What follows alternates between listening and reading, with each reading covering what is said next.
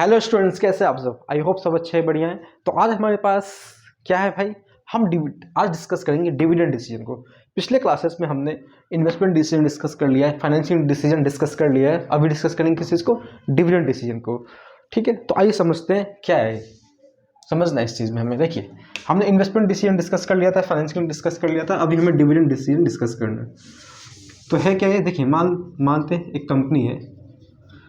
Company ने भाई पैसा फाइनेंस मार्केट से कराया था सॉरी, और इन्वेस्टमेंट कर रही है कंपनी, तो है ना, मार्केट में इन्वेस्ट करेगी बिजनेस करने के लिए। कंपनी जब पैसा अर्न करेगी और शेयर्स के थ्रू कंपनी ने पैसा लिया होगा, तो उस शेयर्स पर, शेयर कैपिटल पे कंपनी क्या पे करेगी? लोगों को, शेयर होल्डर्स को डिविडेंड क्या पे करेगी भाई? डिविडेंड। तो डिविडेंड का डिस्ट्रीब्यूशन होगा। क्या होगा? डिविडेंड का डिस्ट्रीब्यूशन। बहुत ज़रूरी बात है। तो कंपनी डिविडेंड कितना बांटेगी, किस किस फैक्टर को डिपेंड करेगा, क्यों बांटेगी, क्या है मकसद यहाँ पे, इसी को समझते हैं। देखिए, एक शेयर होल्डर जो पैसा लगाता है किसी कंपनी में bye purchasing the shares of the company, तो वो उम्मीद करता है कि उसे तो डिविडेंड मिले, एक बात तो ये, और उसकी शेयर्स की प्राइस भी, शेयर्स प्राइस भी, स्टॉक प्राइस को बोलते हैं ना, वो इंक्रीज होते रहे।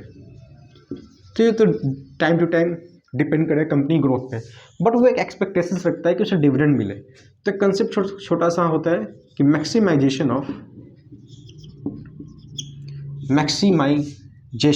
SATIO, maximization of share holders wealth,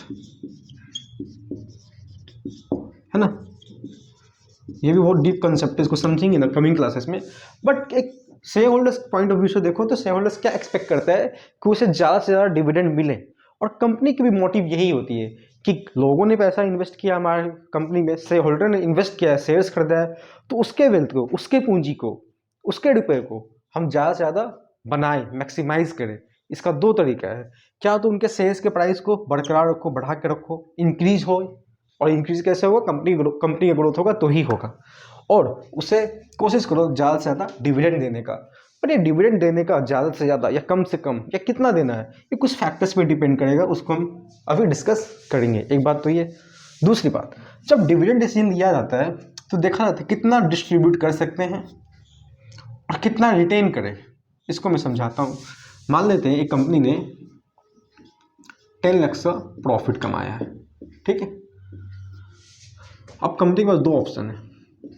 company बोलती है डिविडेंड तो हमें बांटना है, कितना बांटे, कितना डिस्ट्रीब्यूट करे, एक बात तो ये है उसके सामने में, और उस डिविडेंड में से कितना रुपया रिटेन कर ले। रिटेन देखो, कंपनी अगर प्रॉफिट में से कुछ रिटेन करती है, सपोज उन्होंने डिसाइड किया कि 2 लाख रुपया क्या करते हैं, रिटेन कर लेते हैं, या 3 लाख रिटेन कर लेते हैं, या 4 लाख रिटेन कर लेते हैं, अलग अलग एक ऑप्शन ले लेते हैं। अगर 2 लाख रिटेन करेगा तो बांटेगा कितना? 8 लाख। अगर 3 लाख रिटेन करेगा तो बांटेगा कितना? सपोज डिविडेंड के रूप में 7 लाख। अगर 4 लाख को रिटेन करेगा अपने पास तो बांटेगा कितना? 6 लाख।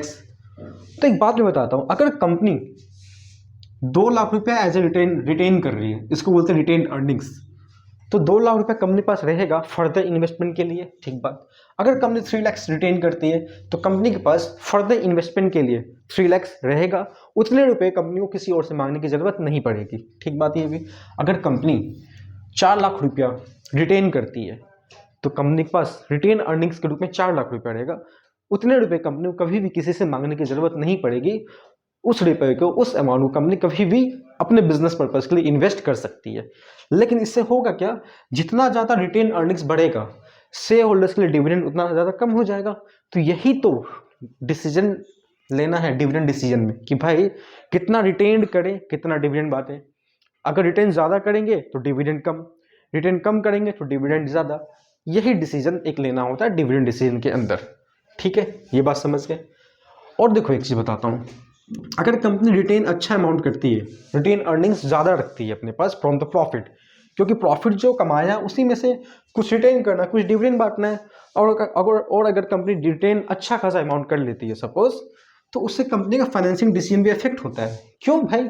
अगर रिटेन ज़्यादा करेंगे तो बाहर से लोगों से फाइनेंस की कम ज़रूरत पड़ेगी, मतलब कि बाहर से लोगों से हमें ज़रूरत नहीं पड़ेगा पैसा लेने का। क्यों? क्योंकि हमने पहले से ही ज़्यादा से ज़्यादा अमाउंट रिटेंशन करके रखा है, मतलब होल्ड करके रखा है फ्रॉम द प्रॉफिट पार्ट। तो यानी कि बाहर से कर्ज लेने की ज़रूरत नहीं है, क्योंकि हमने अपने पास ही रिटेन अर्निंग्स इतना जमा कर रखा है जिसको कि हम यूज़ कर सकते हैं बिजनेस में फर्दर इन्वेस्टमेंट के लिए। तो ये बात तो समझ में आता है, but at the same time ये भी तो देखना है, शेयर होल्डर्स का वेल्थ भी तो मैक्सिमाइज करना है, उसको भी ध्यान रखना है। तो फाइनेंशियल मैनेजमेंट में जो टीम है वो उस चीज़ को देखते रहती है, साथ में इन फैक्टर्स को कंसिडर करते हुए। तो आइए अब इन फैक्टर्स को कंसिडर करते हैं। क्या है फैक्टर्स अफेक्टिंग डिविडेंड डिसीजन? क्या क्या फैक्टर्स है जो आपके डिविडेंड डिसीजन को अफेक्ट करता है, एक कंपनी के डिविडेंड डिसीजन को? सबसे पहला है भाई अमाउंट ऑफ अर्निंग्स। अगर कंपनी का अमाउंट ऑफ अर्निंग्स प्रॉफिट बढ़िया है तो कंपनी डिविडेंड ठीक ठाक अमाउंट बांट सकती है। अगर अमाउंट ऑफ अर्निंग्स कम है तो डिविडेंड कंपनी कम बांटेगी, कभी कभी नहीं भी बांटेगी। ठीक। एस्टेबिलिटी अर्निंग्स। एस्टेबिलिटी मतलब देखो कंपनी का अर्निंग्स कितना स्टेबल है, कभी बहुत ज़्यादा प्रॉफिट, कभी बहुत ज़्यादा हो गया, ज़्यादा में भी बहुत ज़्यादा कम हो रहा है, कम में भी कम थोड़ा होता है ना, मतलब कि बहुत ज़्यादा कम हो गया। तो स्टेबिलिटी अगर है तो मतलब कंपनी का प्रॉफिट 10 लाख से सपोज 10.5 लाख हो गया या 11 लाख हो गया, या 10 लाख से सिंपली डायरेक्टली क्या हो गया 5 लाख 4 लाख हो गया, तो ये स्टेबल नहीं है। अगर ऐसा होता है, स्टेबल का मतलब क्या है, फ्लक्चुएशंस हो रहा है पॉजिटिव या निगेटिव, तो बहुत ज़्यादा नहीं हो रहा है, 10 से 10.5 हो गया या 11 लाख हो गया, निगेटिवली क्या हो गया 10 से 9.5 हो गया या 9 लाख रुपया हो गया। तो मतलब अगर कंपनी का स्टेबल अर्निंग्स है ठीक ठाक तो डिविडेंड सही अमाउंट का बांट दिया जा सकता है, किसको? शेयर होल्डर्स को।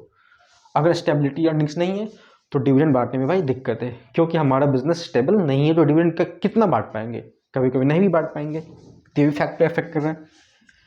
अब है स्टेबिलिटी ऑफ डिविडेंड्स। तो इसमें क्या है, अगर हम डिविडेंड बांट रहे हैं शेयर होल्डर्स को तो उनका भी कुछ पॉइंट ऑफ व्यू होता है कि हम हर समय कंपनी हमें कितना डिविडेंड दे, क्योंकि अगर वो मना करते हैं कि डिविडेंड बांटने से तो उससे फ़ायदा क्या होगा, कंपनी के पास वो part as a retain earnings रहेगा जिसको कंपनी फर्दर बिजनेस को ग्रो करने के लिए पैसा यूज कर सकती है। तो दैट इज़ द पॉइंट। फिर क्या है ग्रोथ अपॉर्चुनिटीज़। इसमें क्या है, कंपनी अगर देखती है कि हमारे बिजनेस में कमिंग टाइम में अच्छा खासा ग्रोथ अपॉर्चुनिटीज़ दिख रहा है तो कंपनी डिविडेंड के रूप में पैसा ज़्यादा नहीं बांटेगी, प्रॉफिट में से ज़्यादा से ज़्यादा रिटेन अर्निंग्स रखेगी और डिविडेंड कम बांटेगी। तो यानी कि अगर जिस कंपनी का ग्रोथ अपॉर्चुनिटीज़ अच्छा है वहाँ पे कंपनी डिविडेंड कम बांटेगी, रिटेन अर्निंग्स ज़्यादा रखेगी। समझ के बाद अगर जिस कंपनी का ग्रोथ अपॉर्चुनिटी बहुत ज़्यादा नहीं दिख रहा उसको तो ठीक ठाक वो डिविडेंड बांट देगी शेयर होल्डर्स को। ठीक। Cash flow position. जिस कंपनी के पास कैश का पोजीशन अच्छा है, मतलब रेगुलर कैश आता है, तो प्रॉफिट में से ही बांटेंगे, बट रेगुलर कैश का फ्लो है तो वो कंपनी डिविडेंड के रूप में पैसा ठीक ठाक बांट सकती है शेयर होल्डर्स को। जिस कंपनी के पास कैश फ्लो पोजीशन सही नहीं है, डिविडेंड बांटने में वहाँ दिक्कत होगा या लेट लगेगा। फिर एक और पॉइंट आ रहा है शेयर होल्डर्स प्रेफरेंस। अगेन ये पॉइंट कुछ मिलता जुलता जो पहले भी आया था। अगर शेयर होल्डर ये बोलते हैं कि भाई कंपनी ऐसा है कि हमें एक फिक्स्ड अमाउंट ऑफ डिविडेंड दे दिया करो, हम एक्सपेक्टेशंस रखते हैं क्योंकि हम एक डिविडेंड इनकम चाहते हैं, तो कंपनी कुछ एक फिक्स्ड अमाउंट, थोड़ा बहुत वेरिएशंस हो सकता है, बांट दिया करेगी शेयर होल्डर्स को। ऑन द अदर हैंड अगर शेयर होल्डर्स ये चाहते हैं कि कंपनी भाई साहब ऐसा है, हमें एक छोटा सा अमाउंट दे दिया करो, बाकी ज़्यादा से ज़्यादा रुपए कंपनी के ग्रोथ में लगाओ, कंपनी को बढ़ाने में लगाओ, तो वहाँ पे कंपनी डिविडेंड कम बांटेगी और कंपनी को बढ़ाने में, बिजनेस को ग्रो करने में ज़्यादा इन्वेस्ट करेगी। तो ये भी फैक्टर इफेक्ट कर रहा है डिविडेंड डिसीजन को।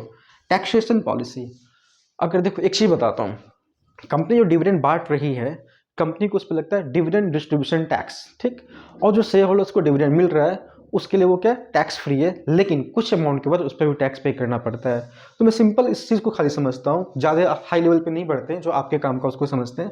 तो टैक्सेशन पॉलिसी में ऐसा समझो कि कंपनी को DDT, डिविडेंड डिस्ट्रीब्यूशन टैक्स जो बोलते हैं, डिविडेंड डिस्ट्रीब्यूशन टैक्स DDT, अगर ये ज़्यादा है तो कंपनी क्या करेगी, डिविडेंड के रूप में कम रुपए बांटेगी लोगों को, मतलब कि शेयर होल्डर्स को, क्योंकि जितना ज़्यादा बांटेगी उतना DDT लग जाएगा कंपनी को।